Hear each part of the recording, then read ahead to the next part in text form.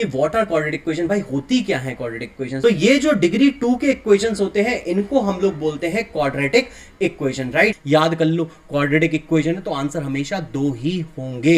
ये किस फॉर्म का आ गया, a x square plus b x plus C equal to 0। इसी तो अब हम लोग क्वाड्रेटिक इक्वेशन को सॉल्व करेंगे by using quadratic formula, right. तो यहां पे क्वाड्रेटिक फॉर्मूला लगा के भी देखा आपने कि हमारे पास x के दो ही आंसर आए हैं। और आप जब 0 को माइनस बी से ऐड करोगे और 0 को माइनस बी में सब्ट्रैक्ट करोगे वैल्यू तो सेम ही आएगी। ऐसा कोई भी नंबर नहीं होता रियल नंबर जिसका स्क्वायर करने पे आपको एक नेगेटिव नंबर मिल जाए। तो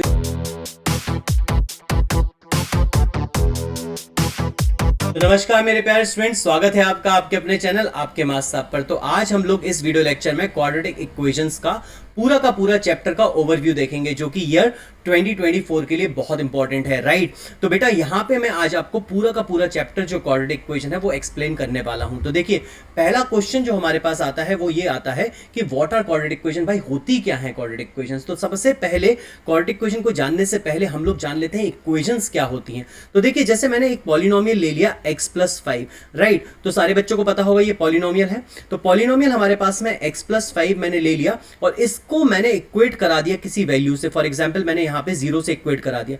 तो ये जो हमारे पास में फॉर्म बन गया, मतलब हमने पॉलिनोमियल को किसी वैल्यू से इक्वेट करा दिया, तो ये फॉर्म हो गया हमारा इक्वेशन। इसको क्या बोलेंगे हम लोग, इक्वेशन बोलेंगे, राइट। अब यहां पे जो इक्वेशंस हमारे 2 डिग्री के होते हैं उनको बोला जाता है क्वाड्रेटिक इक्वेशन। अब इसका डिग्री अगर आपको देखना है तो डिग्री आई थिंक आपको पॉलिनोमियल्स में भी एक बार पढ़ाया गया है। अगर आपने पॉलिनोमियल्स का वीडियो लेक्चर नहीं देखा है तो पूरा मैंने लेक्चर डाल रखा है पॉलिनोमियल्स का, उसमें आप देख सकते हैं, राइट। बट यहां पे अगर हम बात करें इक्वेशंस के डिग्री की तो इक्वेशन का डिग्री भी बिल्कुल पॉलिनोमियल्स के डिग्री की तरह ही निकाला जाता है, जो कि क्या होगा, वेरिएबल का हाईएस्ट पावर। तो यहां पे वेरिएबल कौन है भाई, एक्स है। तो एक्स का हाईएस्ट पावर यहां पे कितना है, 1 है। तो इसका डिग्री कितना हो गया भाई, अगर हम इसके डिग्री की बात करें तो इसका डिग्री हो गया हमारे पास 1। तो ये जो इक्वेशन हो गया हमारे पास में ये कहलाएगा आपका लीनियर इक्वेशन। बट हमको यहां पे पढ़ने हैं क्वाड्रेटिक इक्वेशन। तो क्वाड्रेटिक इक्वेशन जनरल फॉर्म में कैसा दिखाई देगा, ax² प्लस bx प्लस सी फॉर्म का, राइट। ये हमारे पास में दिखाई देगा इस फॉर्म का। तो यहां पे देखो ये जो a b और c आपको दिख रहे हैं ये हमारे कॉन्स्टेंट्स होंगे, राइट।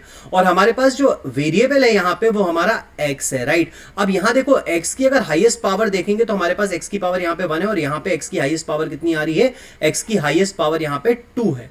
तो इस इक्वेशन का डिग्री कितना हो गया भाई, इस इक्वेशन का डिग्री हो गया 2। तो ये जो डिग्री 2 के इक्वेशंस होते हैं इनको हम लोग बोलते हैं क्वाड्रेटिक इक्वेशन, राइट। तो यहां तक बात समझ में आई कि क्वाड्रेटिक इक्वेशन क्या है, डिग्री 2 के इक्वेशंस को हम लोग क्वाड्रेटिक इक्वेशन बोलते हैं, राइट। एक बात और समझ लो यहां पे कि जो लीनियर इक्वेशन होते हैं उनका एक ही सॉल्यूशन आता है, जो क्वाड्रेटिक इक्वेशंस होते हैं उनके 2 सॉल्यूशन आते हैं।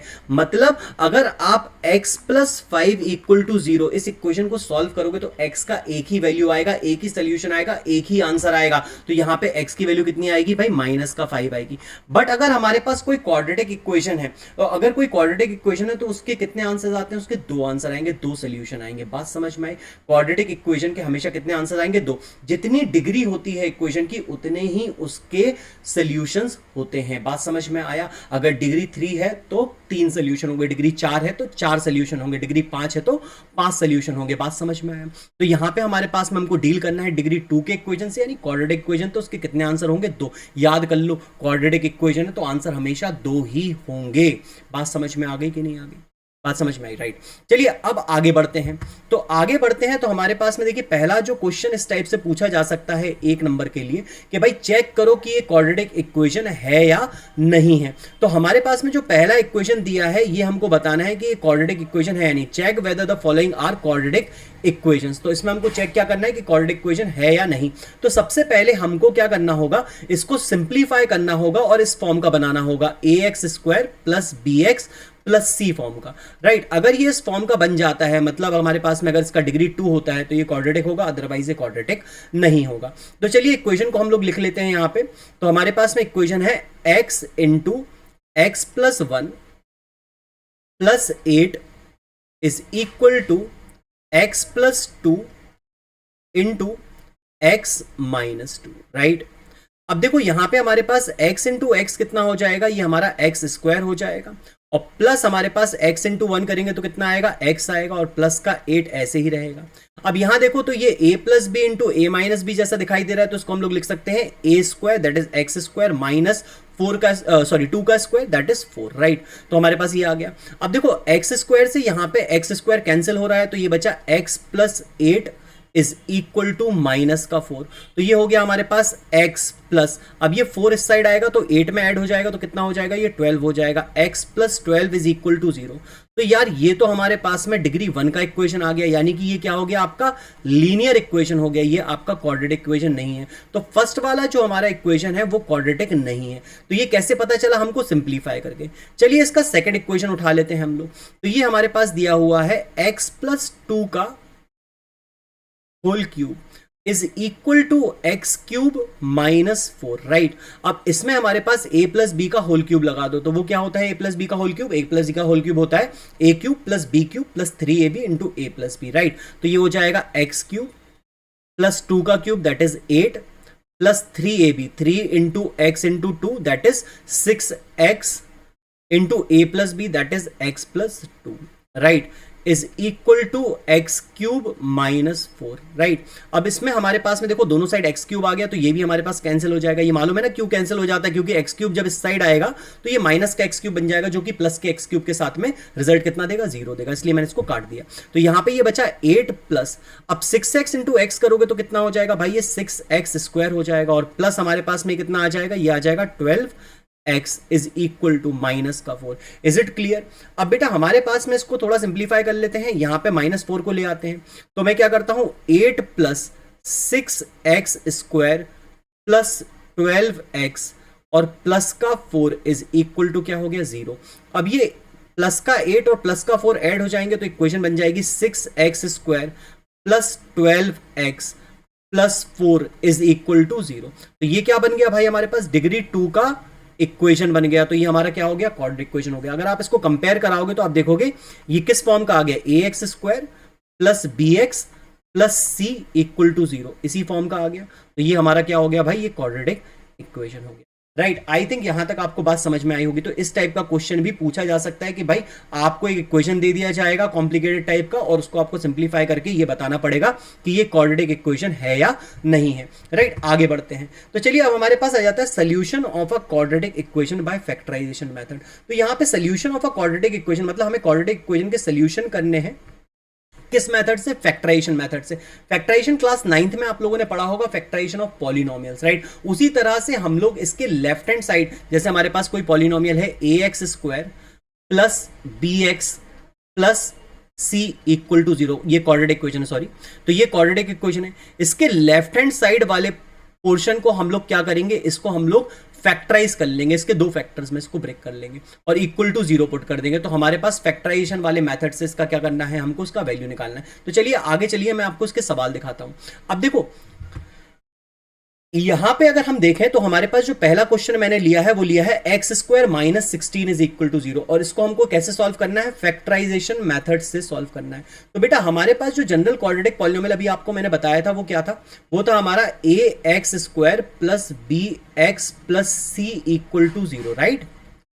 अब बेटा यहां पे हमारे पास में तीन टाइप की इक्वेशंस, तीन टाइप की क्वाड्रेटिक इक्वेशन फॉर्म हो सकती हैं। कैसी कैसी, पहली वाली इक्वेशन इस टाइप की होगी जहां पे आपका जो मिडिल टर्म है ना bx वाला, मतलब जो हमारा x वाला टर्म है, जहां पे x की वैल्यू कैसी है, x की पावर कैसी है, 1 है। तो ये जो मिडिल टर्म है ना bx वाला, ये मिसिंग है। तो इस टाइप का क्वेश्चन अगर आपके पास में आता है तो ये क्वेश्चन बहुत ही इजी होता है फैक्टराइज करने के लिए, राइट। कैसे करेंगे इसको फैक्टराइज, आप क्या करोगे, यहां पे a square minus B square के फॉर्म में इसको लिख लोगे तो क्या हो जाएगा, ये एक्स स्क्वायर माइनस 16 लिखा हुआ है यहां पे, तो हम इसको लिख देंगे क्या भाई, यहां पे हम इसको लिख देंगे 4 का स्क्वायर इज इक्वल टू 0। अब ये हमारे पास a square minus B square का फॉर्म हो गया। तो हमारे पास को क्या करना है भाई, a plus B into a that is x minus 4, a minus B, a plus B into A minus B के फॉर्म में लिख दिया, क्योंकि हमारे पास a square minus B square का फॉर्मूला क्या होता है, a plus B into A minus B. तो मैंने x प्लस 4 और x माइनस 4 इक्वल टू 0 लिख दिया। अब देखो हमें पता है बचपन से कि भाई किसी नंबर को अगर 0 से मल्टीप्लाई किया जाए तो आंसर हमेशा कैसा आता है, 0 आता है। अब यहां पर ये दो चीजें, इन दो फैक्टर्स का जो प्रोडक्ट आ रहा है वो हमारे पास क्या आ रहा है, जीरो आ रहा है। अब या तो ये वाला फैक्टर जीरो होगा भाई, या फिर ये वाला फैक्टर जीरो होगा, या फिर ये दोनों ही हमारे कैसे होंगे, जीरो होंगे। तो हमने क्या किया, हमको पता तो है नहीं कि भाई इनमें से कौन सा जीरो हो सकता है, तो हमने क्या किया, x plus 4 equal to zero put किया। तो x का वैल्यू क्या आया, माइनस का 4 आया, तो x यानी कि -4 हो सकता है। या फिर हमारे पास में और लगा दो यहां पे, या फिर हमारे पास में x -4 भी हमारा क्या हो सकता है, जीरो हो सकता है। तो x की वैल्यू यहां से क्या आएगी, 4 आएगी। तो x इक्वल टू 4 हो सकता है और x इक्वल टू -4 हो सकता है। बात समझ में आया? तो फैक्टराइज किया तो हमारे पास x के यहां पे कितने वैल्यू आ गए भाई, निकल के हमारे पास 2 वैल्यू आ गए। तो हमने बताया था ना आपको कि क्वाड्रेटिक पॉलिनोमियल अगर होगा, क्वाड्रेटिक इक्वेशन होगा तो उसके कितने रूट्स आएंगे, कितने सोल्यूशन आएंगे, 2 सोल्यूशन आएंगे। देखो भाई यहां पे 2 सोल्यूशन आ गए।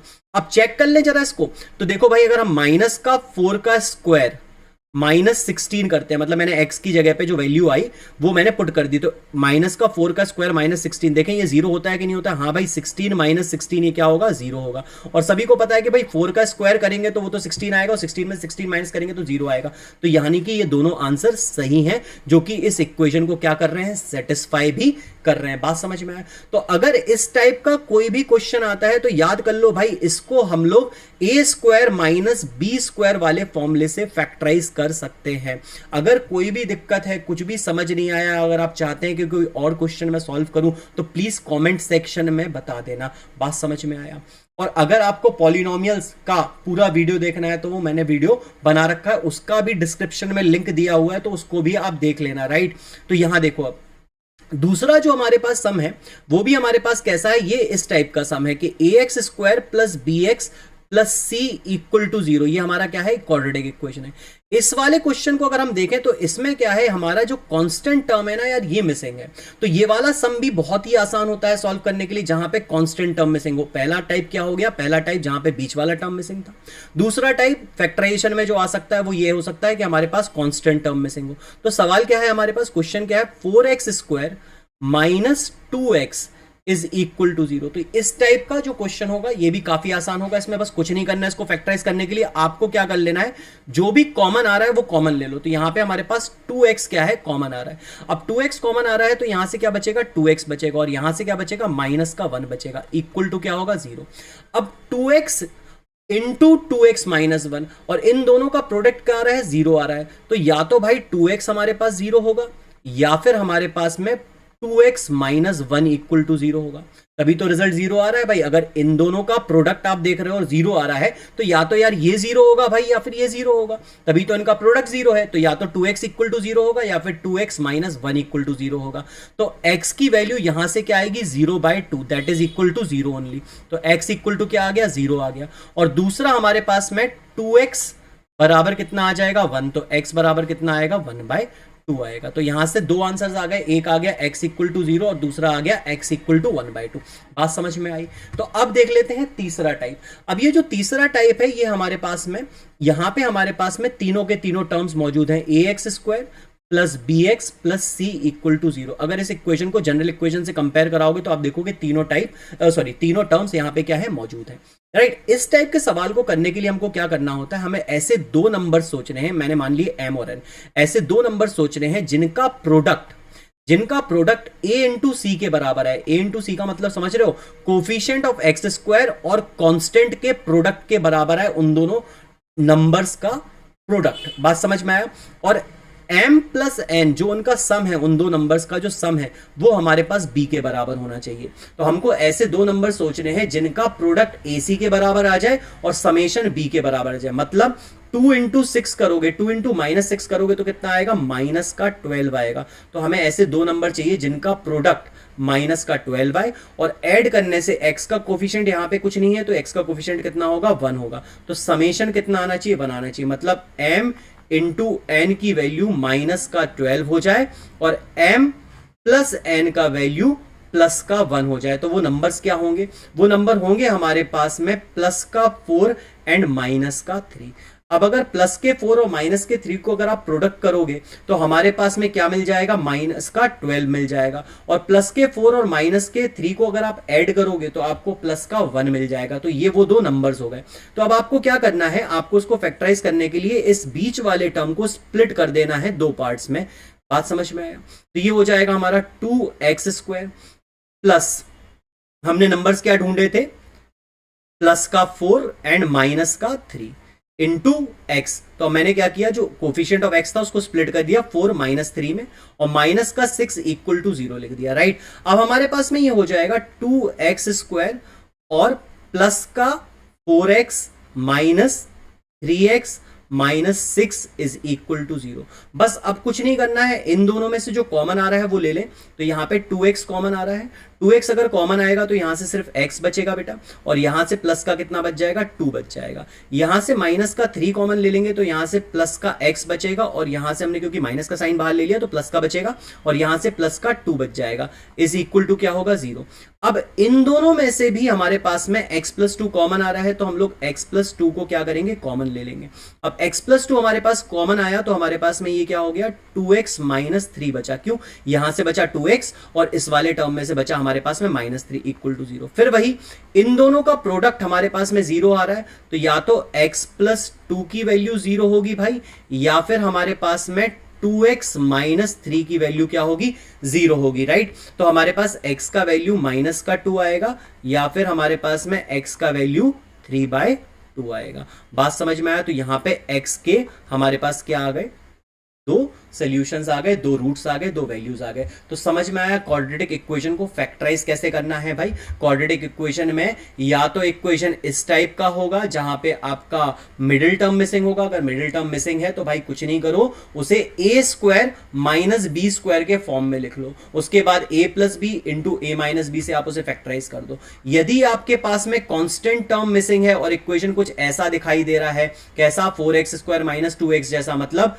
ax² प्लस bx जैसा इक्वल टू 0 जैसा, राइट। तो यहां पे कुछ नहीं करना है भाई, जो कॉमन आ रहा है उसको कॉमन ले लो, इजीली फैक्टराइज हो जाएगा। और तीसरा वाला टाइप है, जब तीनों ही टर्म्स हमारे पास मौजूद हैं तो उसको मिडिल टर्म को स्प्लिट करके फैक्टराइज कर लो, राइट। अगर कोई भी क्वेश्चन में डाउट है तो मेरे को भेज देना, मेरे को आप क्या कर देना, कमेंट सेक्शन में कमेंट कर देना, मैं उसको सॉल्व कर दूंगा आपके लिए, राइट। वैसे मैं आपके लिए क्वाड्रेटिक इक्वेशन पे उसके जो इंपॉर्टेंट क्वेश्चंस है उसके लिए अलग से एक वीडियो बनाऊंगा, जैसे कि मैंने पॉलिनोमियल्स के लिए बना रखा है ऑलरेडी, राइट। चलिए आगे बढ़ते हैं।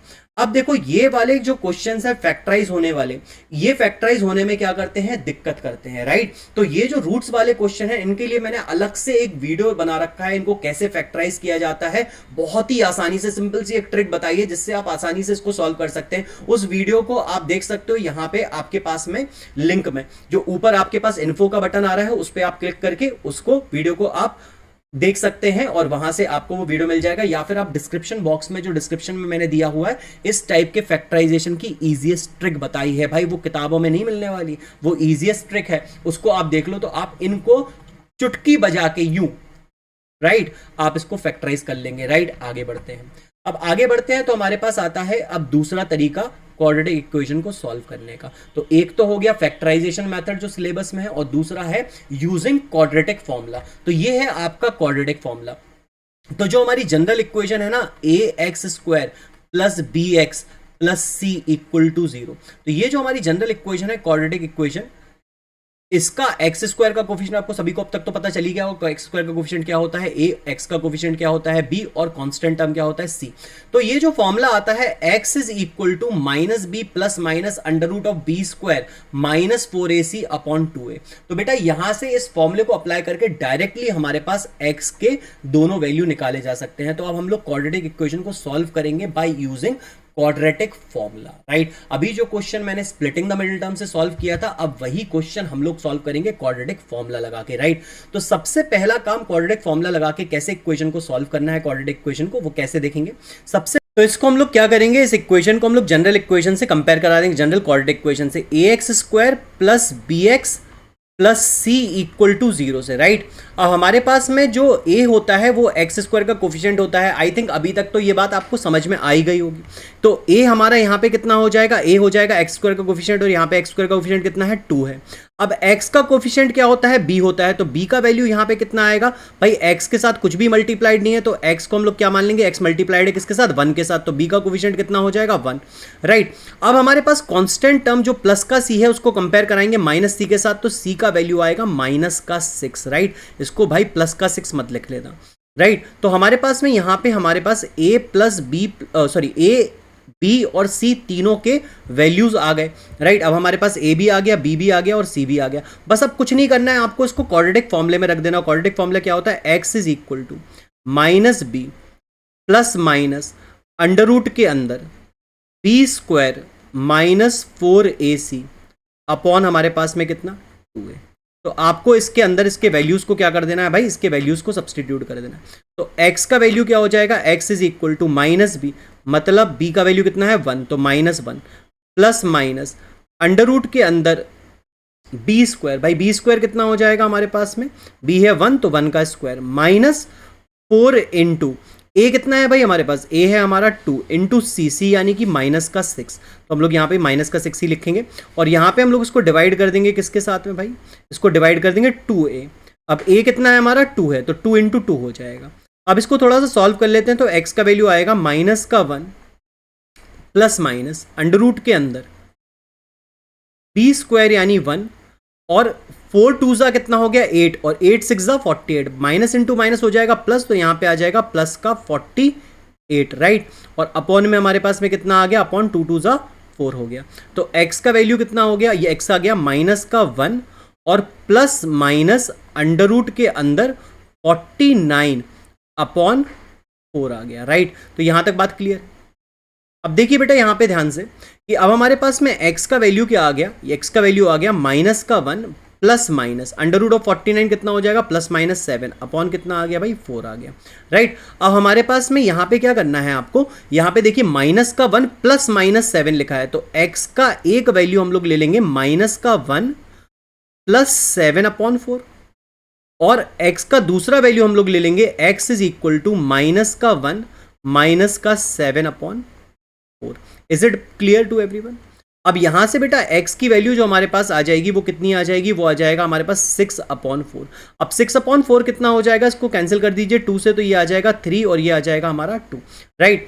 और हमारे पास में दूसरा जो x का वैल्यू आएगा वो कितना आएगा, x is equal to minus का 8 अपॉन 4, राइट। तो x का वैल्यू यहां से कितना आ गया, x का वैल्यू यहां से माइनस का 2 आ गया, तो x का वैल्यू आ गया माइनस का 2 और x का दूसरा वैल्यू जो हमारे पास आ गया वो आ गया 3 अपॉन 4। तो यहाँ पे क्वाड्रेटिक फॉर्मूला लगा के भी देखा आपने कि हमारे पास x के 2 ही आंसर आए हैं और 2 सोल्यूशन आ गए। तो क्वाड्रेटिक फॉर्मूला लगा के हम लोग डायरेक्टली क्या कर सकते हैं, बिना स्प्लिट करे डायरेक्टली हम लोग x का वैल्यू निकाल सकते हैं। और चलिए चेक कर लेते हैं क्या ये हमारे पास में दोनों आंसर पिछले आंसर से मैच कर रहे हैं जब हमने स्प्लिटिंग से किया था। तो देख लेते हैं, तो स्प्लिटिंग से जब हमने सम को किया था तो हमारे आंसर क्या आए थे, माइनस का 2 और 3/2। और अभी जब हमने इसको क्या किया, हमने इसको क्वाड्रेटिक फॉर्मूले से किया, तो अभी हमारे पास में जो आंसर आए हैं हमारे माइनस का 2 एंड 3/4 ही आए हैं, राइट। चलिए आगे बढ़ते हैं। अब आ जाता है नेचर ऑफ रूट्स। तो ये एक बहुत ही इंपॉर्टेंट टॉपिक है क्योंकि इस पे कई सारे क्वेश्चंस बनते हैं और कई सारे क्वेश्चंस पूछे जाते हैं। तो नेचर ऑफ रूट, अब नेचर ऑफ रूट्स कैसे निकालेंगे, तो देखो भाई यहाँ पे जो मेजर रोल प्ले करेगा वो ये रूट के अंदर वाली क्वांटिटी सारा रोल प्ले करेगी।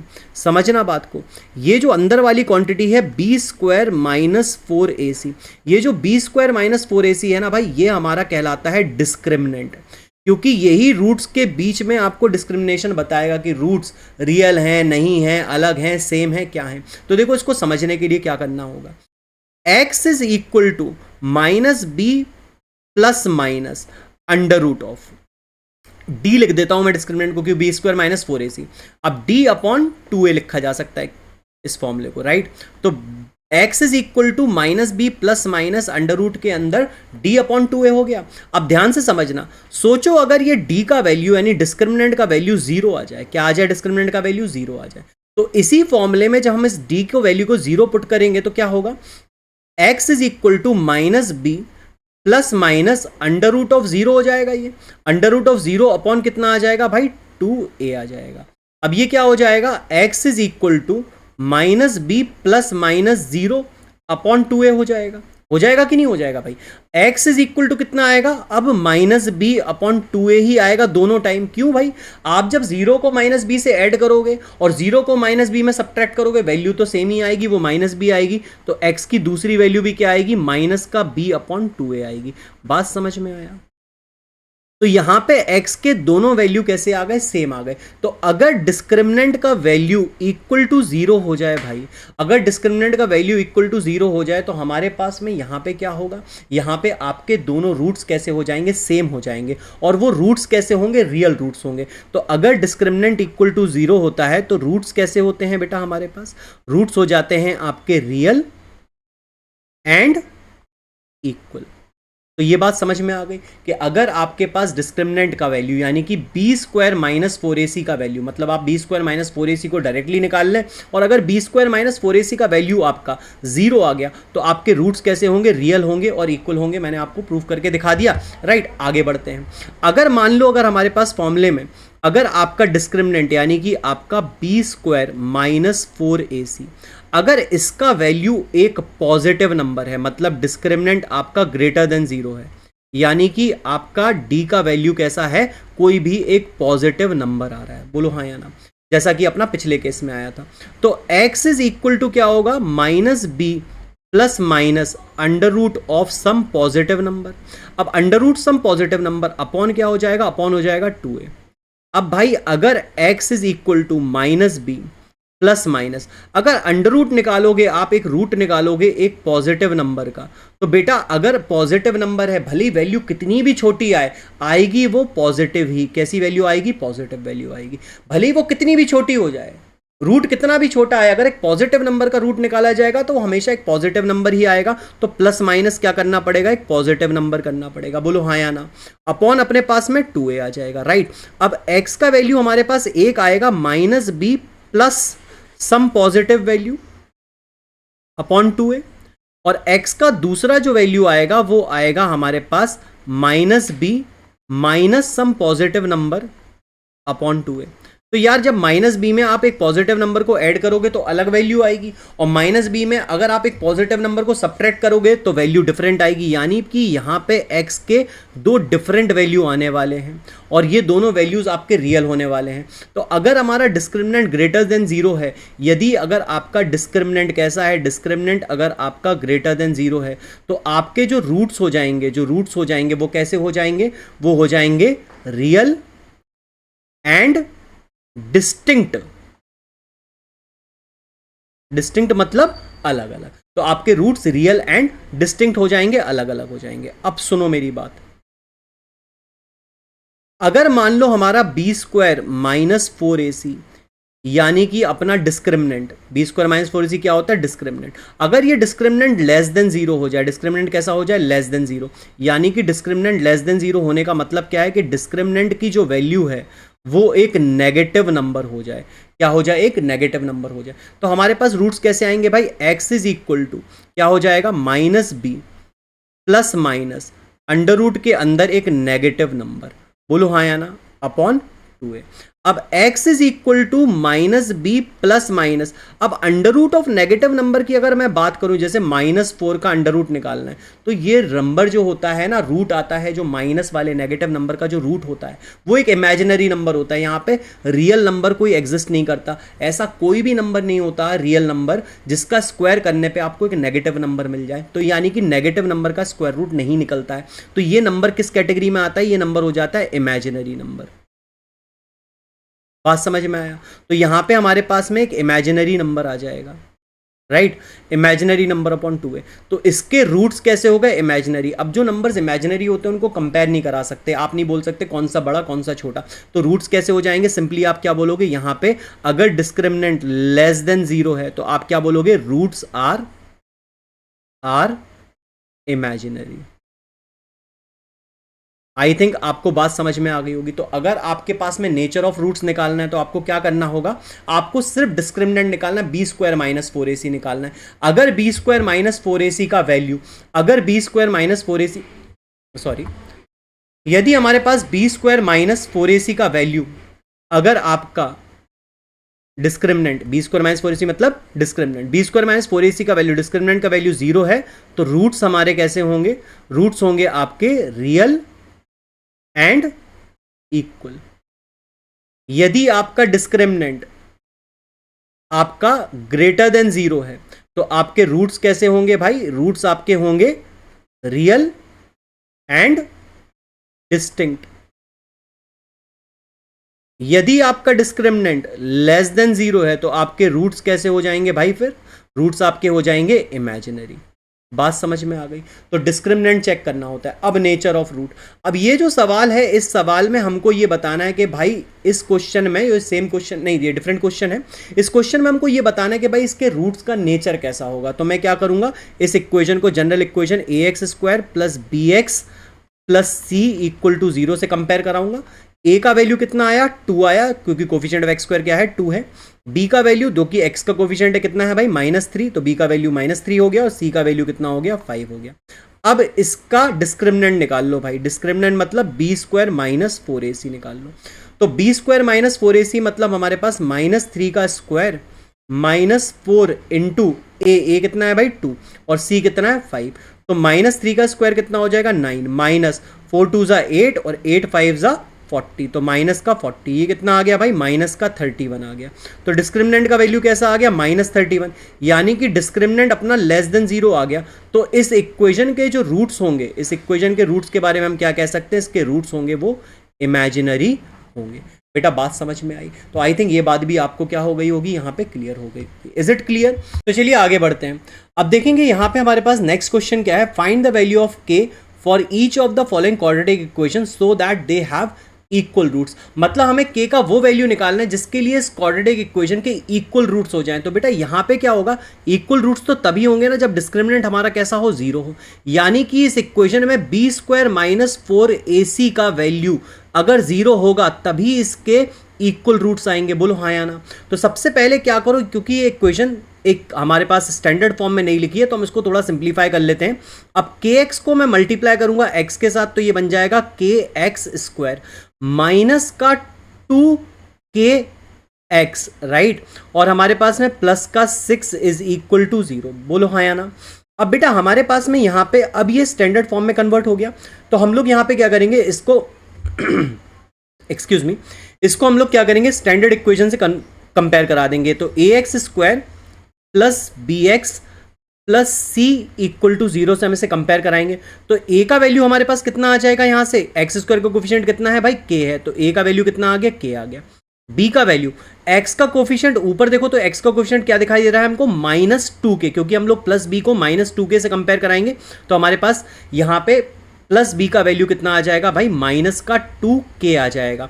और हमारे पास कांस्टेंट टर्म c का वैल्यू कितना है? 6 है, राइट। अब हमारे को पता है कि अगर डिस्क्रिमिनेंट का वैल्यू 0 होगा तभी इस इक्वेशन के रूट्स कैसे होंगे? इक्वल होंगे। तो डिस्क्रिमिनेंट को भाई इक्वल टू 0 पुट कर दो, तो यानी कि b² माइनस 4ac का वैल्यू इक्वल टू 0 करना पड़ेगा। तो भाई b² यानी कि -2k का whole square minus 4 into a कितना हो जाएगा भाई? a हमारा हो जाएगा k और c कितना हो जाएगा हमारे पास? 6 हो जाएगा, इज इक्वल टू 0, राइट। अब ये -2 का स्क्वायर कितना होगा भाई? 4 होगा, और k का स्क्वायर k² हो जाएगा, और यहां से हमारे पास में क्या आ जाएगा? ये 4 6 4 24, तो 24k इज इक्वल टू 0। अब बेटा हमारे पास में यहाँ पे देखो, तो ये फिर से एक क्वाड्रेटिक इक्वेशन बन गया। अब हम लोग क्या करेंगे, यहाँ से हम लोग 4k को कॉमन ले लेंगे। चलिए यहीं ले लेते हैं, 4k को हम लोग यहाँ से कॉमन लेंगे। तो 4k जब कॉमन आएगा तो यहाँ से बचेगा k और यहाँ से बचेगा -6 इक्वल टू 0, राइट। अब बेटा ये हमारे पास हो गया 4k into k -6 equal to 0। अब यहाँ या तो 4k हमारे पास 0 होगा भाई, या तो हमारे पास k -6 इक्वल टू 0 होगा। तो 4k इक्वल टू 0 पुट करोगे, या फिर आप क्या पुट करोगे? k -6 equal to 0। तो 4k अगर इक्वल टू 0 होगा तो k का वैल्यू क्या आएगा? 0 आएगा, और k -6 अगर 0 होगा तो k का वैल्यू 6 आएगा। बोलो हाँ या ना?